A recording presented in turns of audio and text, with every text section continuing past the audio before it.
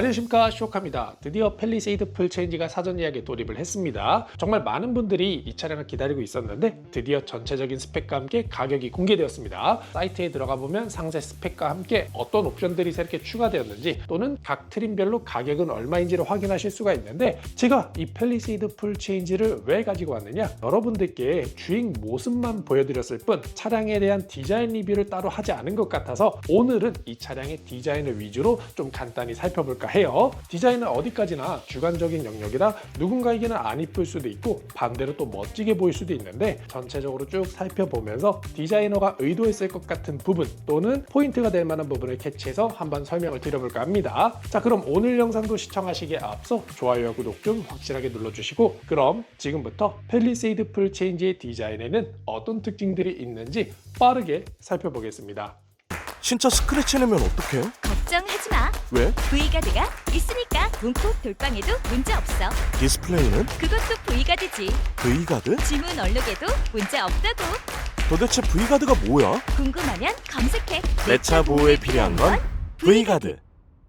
먼저 팰리세이드 풀체인지의 전면부를 살펴보면 전면을 딱 봤을 때 어때요? 굉장히 박시한 느낌을 갖고 있죠. 전체적인 그래픽이 좀 박시한 느낌을 강조할 수 있게 네모네모하고 굵직하게 구성된 것을 볼 수 있는데, 지금 보시는 것처럼 이 보닛의 형상 역시 굉장히 넓게, 그리고 이렇게 양옆이 살짝 솟아오른 듯한 형상으로 디자인되어 단단한 느낌을 강조하고 있어요. 그리고 이 솟아오른 부분이 그대로 헤드램프까지 이어지면서 전체적으로 딱 봤을 때 하나의 흐름을 보여주고 있는데, 이 흐름으로 하여금 차가 더 수직 적인 느낌을 강조하고 있고 마치 단단한 프레임이 적용된 것만 같은 그런 이미지를 연상케 하는데, 그 덕분에 강인해 보이기도 하고 조금 주관적이긴 하지만 한편으로는 안전에 대한 좀 신뢰감을 줄 수 있는 그런 디자인으로 디자인된 것을 볼 수 있습니다. 아마 이런 부분을 디자이너가 조금 의도하지 않았을까 싶네요. 다음으로 헤드램프를 보면 사이즈가 정말 어마어마하게 크지 않나요? 이 정도 크기의 헤드램프는 국산차를 통틀어서 팰리세이드가 최초이자 유일하지 않을까 싶은데, 그만큼 굉장히 큰 사이즈의 헤드램프를 갖고 있다고 보시면 될 것 같습니다. 근데 사실 실질적인 헤드램프라고 하면 이 가운데 안쪽에 있는 검정색 패널 부분이 헤드램프이긴 해요. 프로젝션 타입으로 상하단이 분리된 구조로 되어 있고, 예전 차량들처럼 명확하게 위치가 정해진 게 아니라 약간 있는 듯 없는 듯한 느낌으로 디자인된 것이 특징이라고 할 수 있겠는데, 그만큼 헤드램프 디자인이 더 과감해지고 신선한 느낌을 줄 수 있게 변해가고 있다고 보시면 될 것 같습니다. 그리고 램프 측면을 보면 이 부분이 방향지 시등인데, 방향지 시등 부분은 약간 매트한 실버 색상으로 구현해 놓은 것을 볼 수 있어요. 그리고 픽셀 패턴처럼 보이게 해놔서 약간 좀 첨단화된 느낌까지도 느낄 수 있게 디자인한 것을 볼 수 있고, 그러면서도 끝쪽 모서리들을 날카롭게 처리해서 좀 더 역동적인 느낌을 잃지 않는 그런 모습을 보여주고 있습니다. 그리고 제가 여러분들께 주행 모습을 통해 방향지 시등 점등 모습도 보여드렸는데, 점등되는 모습을 보면 사이즈도 사이즈지만 이 시인성 하나만큼은 정말 끝내주는 것 같습니다. 껌뻑껌뻑하는 게 이 정도 크기의 방향지 시등이 점등되는 것을 못 봤다고 한다면 그건 진짜 거짓말일 겁니다. 그만큼 사이즈가 어마어마하고 시인성도 굉장히 좋은 편인데, 근데 많은 분들이 사고가 나면 어떡하냐, 수리비 폭탄이겠네, 뭐 이렇게들 말씀을 하시는데, 이렇게 디자인에 혁신이 들어가는 순간부터는 사실 비용이 그만큼 올라갈 수밖에 없거든요. 디자인과 수리 비용은 비례하는 부분인지라 과감한 시도를 하는 만큼 여러 부대 비용들이 따라서 올라갈 수밖에 없는데, 그만큼 또 시각적인 만족도 역시 비례하게 올라가면서, 그래서 사실 수리비에 대한 걱정보다는 디자인적으로 얼마만큼 완성도가 있고 멋지게 나왔는지 그런 부분들을 좀 중점적으로 봐주시면 더 좋을 것 같다는 생각이 드네요. 그리고 방향지 시등 하단을 보면 실버 가니쉬가 그릴 하단을 지나 반대편 램프까지 이어지고 있는데, 램프 하단을 받쳐줌과 동시에 전체적으로 차가 좀 더 와이드해 보일 수 있도록 하는 디자인 요소가 적용된 것을 볼 수 있습니다. 그리고 방향지 시등부터 시작해서 범퍼 하단 가니쉬까지 길게 이어지는 라인들을 보면 디자이너가 라인들을 깔끔하게 정렬시키려고 노력한 흔적들이 보여요. 그래서 그런지 차가 더 깔끔해 보이고 이런 수직적인 라인들이 이어지는 듯한 느낌을 주다 보니 차가 더 웅장하게 느껴지는 것 같은데, 이런 부분들 역시 디자이너가 의도하지 않았을까 싶네요. 다음으로 그릴 부분을 보면 미국 차를 닮았다 또는 그냥 미국 차 같다라고 하시는 분들이 상당히 많았는데, 그만큼 이 차량이 내수 시장뿐만 아니라 북미 시장을 겨냥해서 만들어진 것을 알 수 있고, 그 시장의 니즈에 맞는 디자인 요소들이 추가가 되었는데, 여러모로 굉장히 미국차스러운 면모를 보여주고 있죠. 굉장히 넓은 영역이 그릴로 처리되었고 이 벌집 형태의 구조가 내부에 적용되어 전면에서 봤을 때 굉장히 견고한 느낌을 받을 수 있게 했으며 아웃라인에 고급감을 높이기 위해 크롬 몰딩을 적용한 것을 볼 수 있습니다. 그래서 이 넓은 영역을 시각적으로 화려하면서도 단단하고 견고한 느낌을 줄 수 있게 디자인해 놓은 것을 볼 수 있고, 여기에 단순히 이렇게 해서 끝내기는 조금 아쉬웠는지 센터 포지셔닝 램프라는 이름 하에 중앙 상단에 길게 이어지는 램프를 적용했는데, 이게 테스트할 때는 조금 두꺼운 형태였다면 양산된 모델에선 좀 더 얇아진 것을 볼 수 있어요. 어쨌든 이 센터 포지셔닝 램프로 하여금 좀 더 시선을 유도하면서 이 그릴 부분을 강조할 수 있는 하나의 포인트로 자리 잡고 있는 것을 볼 수 있고, 그릴 중앙에는 전방 카메라가 내장되어 있는 모습을 확인할 수 있습니다. 다음으로 범퍼 하단부를 보면 기존 SUV 같은 경우 스키드 플레이트 형상의 디테일을 의도적으로 추가해 SUV 특유의 느낌을 좀 강조하려 했다면, 이번 팰리세이드는 그런 부분들이 없이 깔끔한 느낌을 줄 수 있도록 디자인에 변화를 준 것을 볼 수 있어요. 살짝 돌출된 프론트 립 형상 외에는 큰 특징이 없으며 실버 가니쉬가 단단하게 잡아주는 역할을 하고, 블랙으로 처리된 하단과 투톤을 이루면서 고급스럽게 느껴지도록 한 것을 볼 수 있습니다. 그리고 중앙에는 액티브 에어 플랩이 마련되어 있는데 우연히 한쪽은 닫혀 있고 한쪽은 열려 있는 상태예요. 차량의 컨디션이 그만큼 좋지는 않지만 덕분에 저희는 동시에 두 가지 모습을 볼 수 있게 되었죠. 닫혀 있을 때는 그릴에 적용된 크롬 몰딩이 그대로 드러나면서 그릴과 일체감 있는 모습을 보여준다면, 열려 있을 땐 지금처럼 위로 올라가면서 공기 흡입을 위한 구조로 변경되는 것을 확인할 수 있습니다. 그리고 가운데에는 ADAS를 위한 레이더 센서가 마련된 것도 확인할 수 있네요. 다음으로 차량의 측면을 살펴볼 텐데, 측면은 확실히 이전 세대에 비해 라인들이 정리가 되고 전체적으로 면을 큼지막하게 사용하면서 심플한 느낌을 보여주고 있어요. 일단 프론트 팬더 쪽을 보면 이렇게 음각으로 엣지를 잡아서 클래딩 형상처럼 보이게 함과 동시에 볼륨감을 강조해주는 디자인 요소가 적용된 것을 볼 수 있습니다. 이 디자인 요소는 리어 팬더에도 동일하게 적용되어 측면에서 봤을 때 팬더 부분의 볼륨을 강조해주고 있는 것을 볼 수 있고, 다음으로 휠 디자인을 보면 이 휠은 캘리그래피 트림에 들어가는 휠로 약간 그랜저에 적용된 휠과 비슷한 패턴을 가진 멀티 스포크 타입으로 구성되어 있는데 적당히 고급스러운 느낌을 보여주고 있는 것 같습니다. 그리고 A필러도 보면 블랙으로 처리해 플로팅 루프 스타일을 구현하고 있으며, 루프 하단엔 크롬 몰딩이 길게 적용되었는데 이 크롬 몰딩은 D필러에서 끝나게 처리해 소소하지만 고급스러운 느낌이 나도록 신경 쓴 것을 볼 수 있습니다. 사이드미러 같은 경우에는 반원을 그리는 좀 볼록한 형태의 디자인과 함께 세로로 길게 배치된 리피터가 미러 끝단에 적용되어 있는 모습을 볼 수 있네요. 도어 캐치는 일반적인 스타일로 되어 있는데 한 가지 특이한 건 도어 캐치 뒤에 분리가 될 것만 같은 파츠가 따로 적용이 되어 있어요. 이게 어떤 용도인지는 잘 모르겠는데 아마 비상용 키를 꽂아서 돌릴 수 있는 그런 부분이지 않을까 싶고, 그 앞에는 터치식 잠금 센서도 따로 마련되어 있는 것을 볼 수 있습니다. 윈도우 부분을 보면 블랙 하이그로시로 처리된 필러와 몰딩 부분으로 하여금 일체감 있고 깔끔한 느낌을 자아내고 있죠. 덕분에 좀 더 개방감이 좋을 것 같이 느껴지는 것 같습니다. 루프에는 듀얼 와이드 선루프가 적용되었는데 명칭이 바뀌고 기능적으로 차이가 있을 것이라는 루머가 있었죠. 하지만 이번에 공개된 스펙 시트를 통해 아닌 것으로 확인이 되었습니다. 참고하시면 좋을 것 같네요.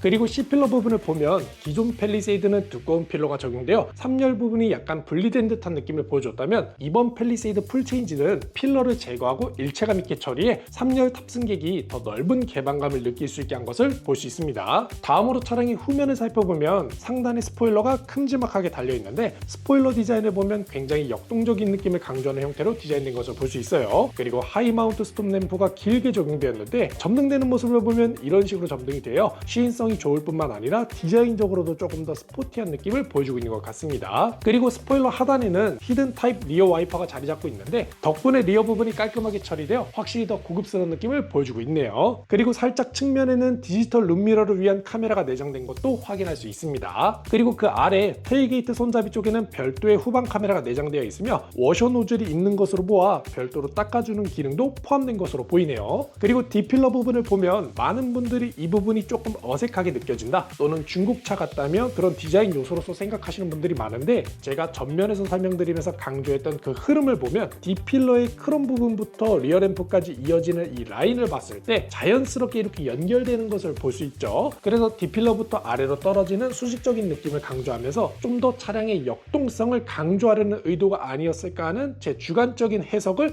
해볼 수 있을 것 같습니다. 다음으로 리어램프를 보면 사실 측면에서 봤을 땐 그냥 역동적인 형상으로 디자인했구나 정도로만 생각하고 넘어갈 수 있는 부분이거든요. 근데 저는 이 부분 역시 후면에서 차가 좀 더 와이드해 보일 수 있도록 하기 위해 이런 형상을 채택해 있겠다고 생각이 되는 게 지금 보시는 것처럼 후면에서 봤을 때 리어램프의 이 날카롭게 뻗어나간 모서리 부분들이 바깥쪽으로 향하면서 약간 팽창하는 듯한 형상으로 보여지는데 후면에선 각 모서리의 방향성을 통해 와이드한 느낌을 강조하려고 한 디자이너의 의도가 반영된 부분이 아닐까 저는 그렇게 생각이 됩니다. 다음으로 엠블럼을 보면 플랫한 형태로 변경되었고 레터링 사이즈가 이전 세대에 비해 소폭 더 커진 것을 볼 수 있네요. 그리고 테일게이트 하단에는 크롬 장식이 추가되었는데 스크래치로부터 차량의 손상을 줄여주는 그런 용도로 활용이 될 것인지 아니면 디자인적인 포인트 요소인지는 제가 트렁크를 열어보지 않아서 잘 모르겠지만 어쨌든 이 부분까지도 마감에 신경 쓴 것을 볼 수 있습니다. 그리고 범퍼 부분을 보면 날개 형상에 살짝 돌출된 디퓨저와 함께 리플렉터가 적용되었으며 범퍼 하단 측면 부분을 굉장히 매끄럽게 처리하면서 깔끔한 형태를 보여주고 있어요. 이런 소소한 부분들까지 마감에 공을 들인 것을 다시 한번 확인할 수 있습니다. 마지막으로 차량의 실내를 간단히 살펴보면 이 차량은 7인승 모델로 센터 콘솔의 형태가 9인승과는 살짝 다른 모양을 가지고 있어요. 고정식으로 되어 있으며 양문형 수납판 커버가 마련되어 있고 앞쪽에는 무선 충전 패드와 USB 충전 단자 그리고 컵홀더가 위치하고 있는 것을 볼 수 있습니다. 그리고 스티어링 휠 디자인을 보면 산타페에 적용된 것과 동일해 보이며 투톤 컬러가 적용되어 있고 디스플레이는 일체형 커브드 디스플레이가 적용되어 최근 현대차 레이아웃을 그대로 활용하고 있는 것을 볼 수 있네요. 특히 커브드 디스플레이는 살짝 매립된 듯한 형태를 취하고 있으며 센터 페시아 부분을 보면 이 부분은 현대차가 참 잘하고 있는 부분인데 최근 많은 차량들이 터치로 조작을 하도록 유도하거나 강제하고 있는데 이번 팰리세이드 풀체인지는 물리 버튼을 적절하게 분리시켜 적용함으로써 편의성과 사용성을 높인 것을 볼 수 있는데 이 부분은 참 잘한 것 같습니다. 그리고 전체적인 실내 레이아웃을 보면 외장에서 좀 박시하고 강인한 그런 스타일과는 달리 실내에서는 이 곡선 라인들이 많이 사용되면서 차량의 실내가 좀 둥글둥글하니 부드러운 인상을 주고 있는데 덕분에 좀 더 안락하고 편안한 느낌을 받을 수 있어서 가족들과 함께 타고 다닐 패밀리카로서의 이미지에 제격인 그런 모습을 보여주고 있는데 디자이너도 아마 그런 부분을 의도하고 이렇게 디자인한 게 아닐까 하는 생각이 듭니다. 그리고 대시보드와 트립을 보면 대시보드는 곡선으로 감싸고 있는 형태로 구성이 되어 있는 걸 볼 수 있죠. 거기에 이 움푹 들어간 부분을 자세히 보면 우드 트림이 적용된 것을 볼 수 있는데 그래서 이 둥글둥글한 실내 레이아웃과 우드가 가진 따뜻한 느낌의 조화를 통해 좀 더 안락하고 편안한 그런 실내 분위기를 만들어내려고 노력한 것을 볼 수 있습니다. 그리고 2열 같은 경우에는 이 차량은 깡통 모델로 추정이 되는데 그래서 2열 시트 암레스트를 보면 지금 마사지 기능을 위한 디스플레이와 버튼이 없는 것을 확인할 수가 있어요. 그리고 7인승이다 보니 1열 센터 콘솔 뒤쪽 하단에 별도의 수납 공간이 마련되어 있는 것도 확인할 수가 있네요. 다음으로 루프 쪽을 보면 아마 루프 쪽은 제가 최초로 보여드리는 것 같은데 지금 보시는 것처럼 와이드 선루프와 함께 원형 에어벤트 그리고 중앙에 공조 패널이 자리 잡고 있는 것을 볼 수 있네요. 가운데 적용된 공조 패널 같은 경우 EV9에서 사용한 것과 비슷한 구성으로 보여지며 후속 마이크로 추정되는 홀이 양옆에 마련되어 있는 것도 확인할 수 있네요. 다음으로 3열 부분을 보면 폴딩이 되어 있는데 7인승 같은 경우에는 2-3 구성으로 되어 있죠. 그래서 가장 마지막 열인 3열은 3인용 시트로 구성되어 있는데 지금 보시는 것처럼 6대4 비율로 나뉘어져 있고 따로따로 폴딩할 수 있을 것 같습니다. 그리고 이번에 국산차 최초 그리고 팰리세이드 최초로 3열을 전동으로 조작할 수 있게 별도의 버튼이 마련되어 있는 것을 볼 수 있는데 깡통 아닌 깡통 모델인 것 같기도 하네요. 그리고 아까 트렁크 부분에 적용된 크롬 몰딩이 스크래치 방지를 위한 목적으로 적용되어 있는 게 아닐까 하는 예상을 해봤는데 실제로 트렁크 부분을 보면 크롬 패널이 길게 적용된 것을 확인할 수 있습니다. 덕분에 이런 물건을 싣고 내릴 때 이 부분에서 스크래치를 좀 보호할 수 있도록 하는 그런 디자인적인 또는 기능적인 요소가 추가된 것도 확인할 수가 있네요. 그리고 정후면에서 바라본 3열의 모습을 보면 3열이 만약에 펼쳐져 있다 하더라도 여분의 공간이 있을 것 같은 모습을 보여주고 있는데 그만큼 트렁크 적재 공간이 많이 넓어졌다라고 봐주시면 될 것 같습니다. 이렇게 오늘은 팰리세이드 풀체인지의 디자인을 위주로 한번 간단히 살펴봤는데 오늘 영상도 재밌게 보셨다면 좋아요, 구독, 알림 설정 잊지 마시고 다음에는 더 좋은 영상으로 찾아뵙겠습니다. 끝!